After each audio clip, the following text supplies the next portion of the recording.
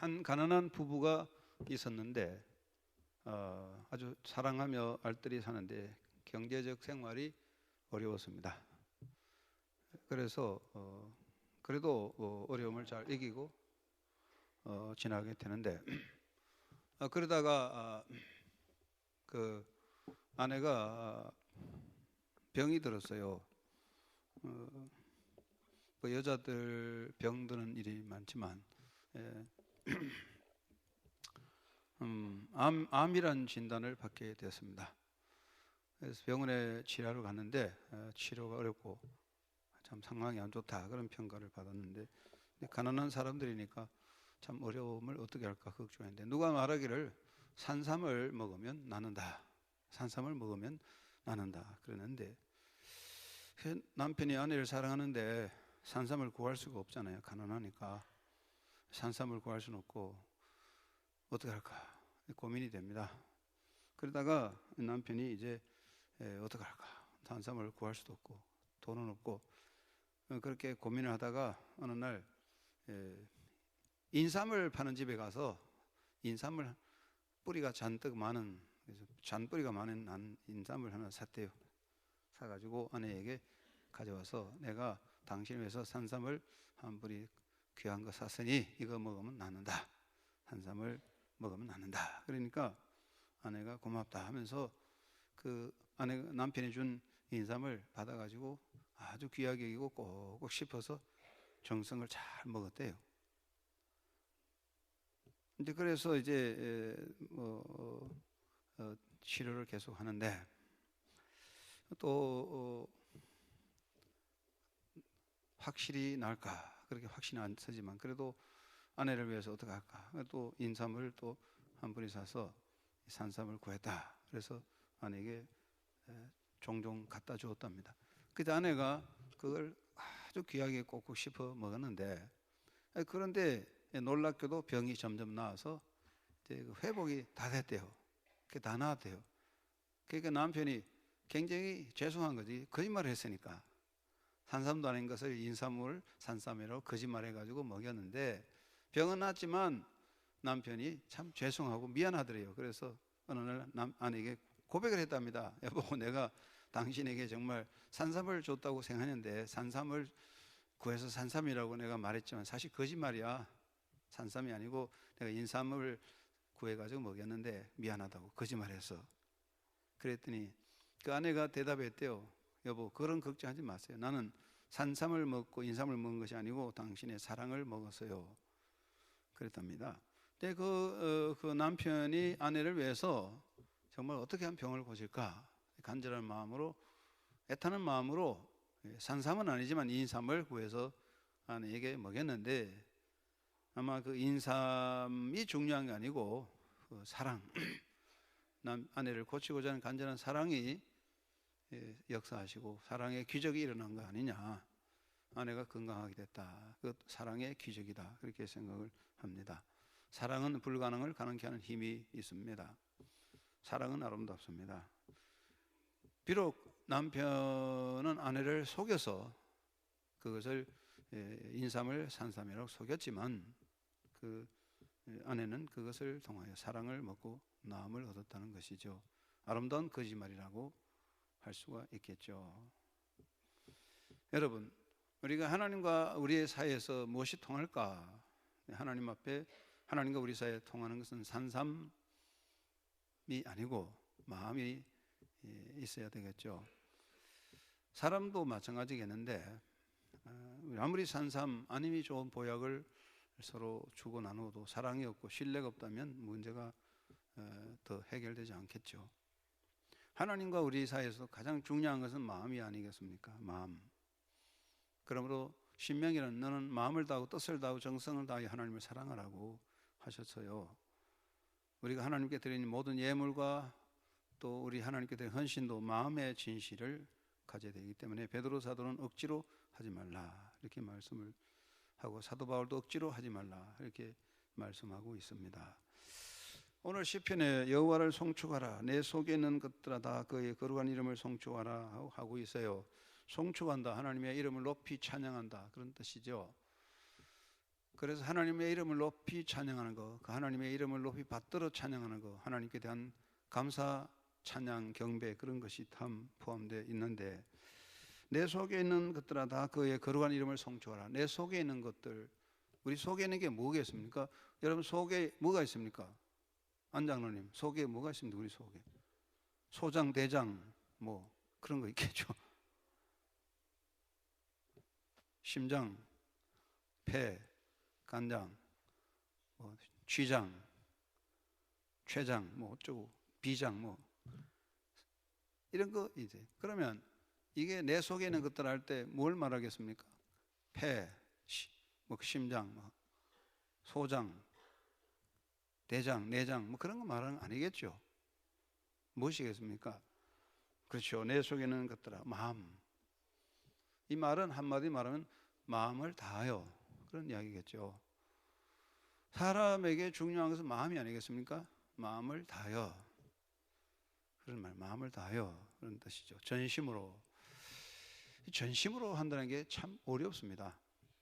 전심으로 잘 하는 게 참 쉽지 않아요. 우리가 이 땅에 살아갈 때 전심으로 하는 일이 얼마나 될까 하는 생각을 해봐요. 마음을 다하여 내 속에 있는 것들아 다 내 속에 있는 모든 것 우리 생각, 마음가짐 이런 것들 다 말할 것이죠. 그래서 다윗의 시입니다. 다윗은 우리가 정말 속에 있는 마음을 다하여 우리의 생각과 뜻을 다하여 우리 속에 있는 게 뭡니까? 생각, 의지, 마음 그런 걸 다 모아가지고 하나님을 찬양하고 하나님 이름을 높이 경배하고 찬양하라. 내 영혼아 여호와를 송축하며 그의 모든 은택을 잊지 말라. 하나님의 은혜를 잊지 말라고 그렇게 다시 노래합니다. 사실 우리가 이스라엘 역사를 다시 돌아가서 보면 이스라엘 역사의 비극, 이스라엘 민족의 비극은 어디 있느냐? 한 가지입니다. 하나님의 은혜를 망각한 거죠. 하나님의 은혜를 무시한 것이죠. 하나님의 은혜를 그들은 무시하고 잊어버렸던 것이죠. 이것이 문제가 아니겠습니까? 결국은 이스라엘 민족의 비극은 정치적인 문제가 아니에요. 정치를 잘했다 못했다가 아니라 하나님의 은혜를 잊어버리고 우상 숭배하고 하나님을 떠나버린 것에 문제가 있어요. 그러므로 신명기서는 아주 강조하고 있습니다. 신명기에서 다 이미 말씀했죠. 너희가 앞으로 가나안 땅에 들어가서 배부를 때에 배가 부를 때 우리가 열심히 노력해서 우리 힘으로 배부르게 됐다고 하나님의 은혜를 잊지 말고 자만하지 말라. 배가 부를 때 하나님 잊지 말고 배가 부를 때도 겸손하게 하나님을 섬기라. 신명기에서 가르쳐줬는데 이스라엘 백성들이 가나안 땅에 들어갔을 때 배가 부를 때 하나님을 잊어버렸습니다. 우리가 잘나서 자기 힘으로 된 것으로 여겼습니다. 결국 그들은 불행을 만들게 됐는데 이제 우리가 하나님의 뜻을 성경을 통해 배우게 되는 것은 그 다른 거 아니에요. 여기 본문에 그 모든 은혜를 잊지 말라. 하나님의 은혜를 잊지 않고 기억하는 것 그게 중요한 것입니다. 우리가 부르는 가곡 중에 물망초라는 노래 있습니다. 날 잊지 말아라 물망초. 그건 유명한 가곡에 속하죠. 날 잊지 말라, 날 잊지 말아라 하는 노래. 그런데 여러분 우리가 사람의 사랑과 정을 잊지 않고 기억하는 것 참 아름다운 일입니다. 우리가 그 사람과의 관계에서 인간의 노력과 정을 잊어버리는 것을 배은망덕이다 그렇게 생각하죠. 배은망덕이 오래 가겠습니까? 절대로 좋지 않는 일이죠.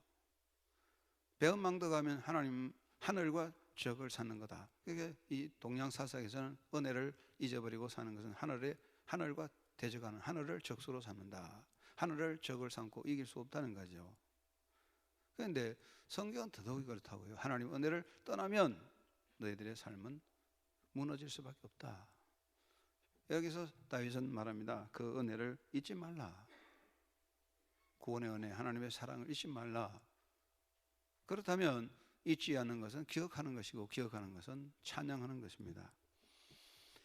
우리가 마음속으로 그 하나님 은혜를 기억하고 늘 찬양할 때 그 은혜는 더 새로워지는 것입니다. 사람은 그래 참 이 말이 중요한 것 같아요. 그래서 아름답다 하면 정말 아름다워 보여요. 밉다 하면 자꾸 미워지는 것 같아요. 그렇죠. 좋다 하면 더 좋아지고 우리가 옷을 하나 입고 참 이 옷이 좋다면 더 마음에 들고 이 옷 참 싫어 그러면 자꾸 나빠지는 거죠. 즉 우리가 하나님 은혜에 감사하면 점점 감사가 깊어지고 찬양할 때 더욱 그 은혜가 뜨겁게 감속에 살아나는 거죠. 그래서 이게 송축하는 거죠. 하나님을 송축하라, 하나님을 찬양하라. 그것은 하나님 은혜를 잊지 않고 하나님께 감사하는 생활의 모습이다. 그렇기 때문에 우리가 신앙생활할 때 항상 그 입에, 우리 입에서 하나님에 대한 감사와 찬양이 계속 되어야 된다는 거죠. 그걸 잊어버리면 안 된다는 거죠. 그래서 엎조린다는 말은 무엇입니까? 엎조린다는 말은 중얼중얼한다는 거거든요. 그건 입에 우리가 하나님에 감사합니다 하는 것이 입에 붙어 있다는 이야기죠. 입에 떠나지 않아야 합니다. 감사의 찬양. 그러면 어떻게 됩니까? 여기 놀라운 약속들이 있습니다. 그가 내 모든 죄악을 사하시며 내 모든 병을 고치시며 내 생명을 파멸해서 속량하시고 인자와 긍휼로 관을 주시며 좋은 것으로 내 소원을 만족하게 하사 내 청춘을 독수리같이 새롭게 하시는도다. 하나님을 찬양하고 그 은혜를 잊지 않고 살 때 하나님께서 우리의 병을 고치고 생명을 강하게 해주시고 좋은 것으로 내 소원을 채워주시며 항상 독수리 같은 새 힘을 주신다고 했거든요. 이게 약속이 있어요. 약속. 하나님을 찬양하는 사람에게 하나님의 약속이 있어요. 그것은 하나님의 은혜와 치유의 약속이 따라 있어요. 치유, 고침받는 것. 이게 바로 찬양의 열매라는 것입니다. 우리가 살아가면서 그렇습니다. 어려운 일을 당하고 약해지면 자꾸만 우리가 나쁜 것을 생각하고 원망하게 되고 은혜를 망가할 수가 있어요. 그러면 자꾸 더 나빠지는 이것을 악순환이라고 하죠. 악순환. 악순환이란 말은 나쁜 것이 꼬여서 더 나빠지는 것이 악순환입니다.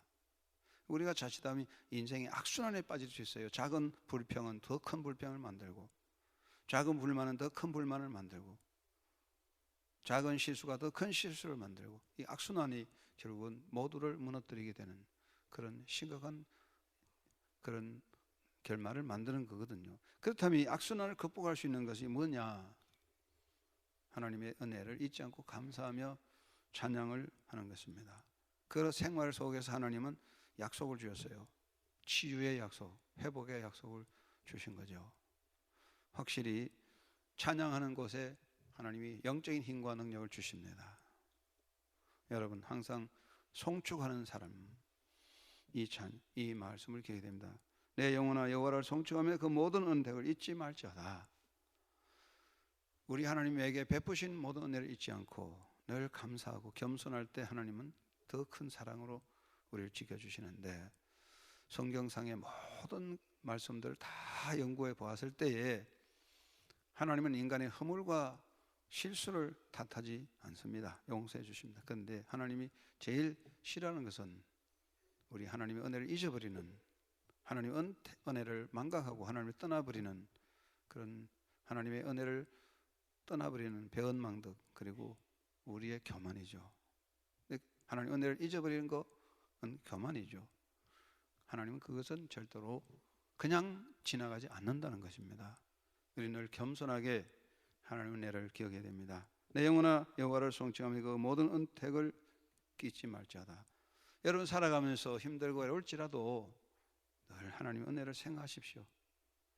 하나의 어려움보다는 10가지 은혜를 생각하고 하나의 고통보다는 10가지 기쁨을 생각하고 하나의 상실보다는 10가지 하나님의 주신 복을 생각한다면 얼마든지 회복될 수 있는 것입니다. 하나님의 은혜를 감사하고 찬양함으로 하나님이 주시는 은총, 회복의 은혜를 잊고 날마다 믿음으로 승리하는 행복자가 되시기를 바랍니다. 고마우신 아버지